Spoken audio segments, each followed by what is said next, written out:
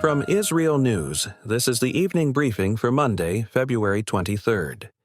U.S. President Donald Trump is rejecting reports that the chairman of the Joint Chiefs of Staff, General Dan Kane, has advised against a potential war with Iran.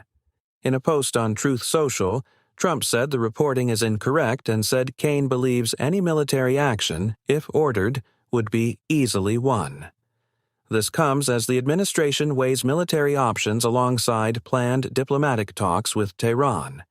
Trump said he would prefer a deal, but warned that if no agreement is reached, it would be a very bad day for Iran.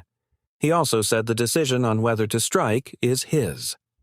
The development follows a wave of U.S. media reports describing internal debates over the risks and costs of a prolonged campaign.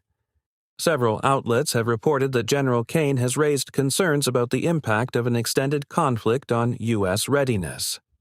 The Wall Street Journal reported that Kane warned a prolonged campaign could impose significant costs on U.S. forces and draw down munitions stockpiles, including air defense interceptors.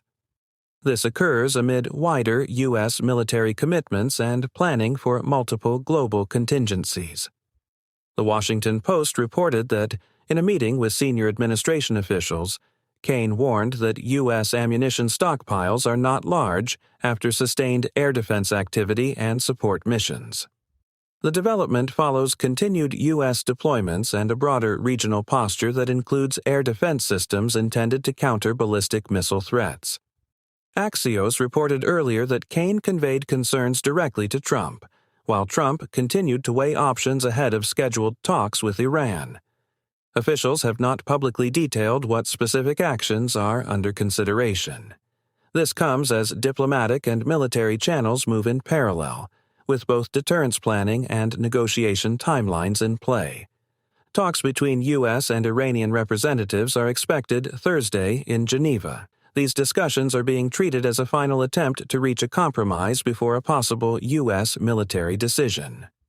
The development follows a U.S. deadline for Tehran to present terms for renewed negotiations. U.S. media reporting also cited internal Pentagon scenario planning that ranges from limited strikes on nuclear-related targets to a broader air campaign lasting days or longer. Officials familiar with the discussions described routine contingency planning and cautioned that no final decision has been made. This occurs amid concern that intensive use of precision munitions and air defenses could affect U.S. preparedness for other potential conflicts. In Israel, a senior official was quoted as assessing that the likelihood of a U.S. strike remains high, while the timing and scale remain unclear. The official described uncertainty over whether any action would occur before or after a major presidential address in Washington, or later in the week. This comes as Israel maintains heightened readiness while monitoring U.S.-Iran diplomacy.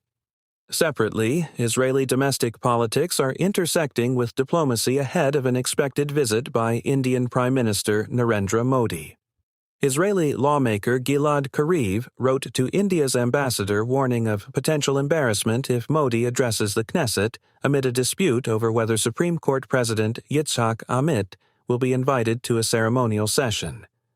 The development follows statements by Knesset Speaker Amir Ohana that he does not plan to invite the Chief Justice and opposition warnings of a boycott. Kariv urged the ambassador to press Ohana to follow parliamentary custom by inviting the heads of state institutions to official ceremonies. Opposition lawmakers have also said they will seek legal guidance over whether empty opposition seats can be filled by former members of parliament to avoid the appearance of a half-empty chamber. This occurs amid broader political tensions inside Israel over institutional norms and public ceremony. Those are the latest headlines from IsReal News.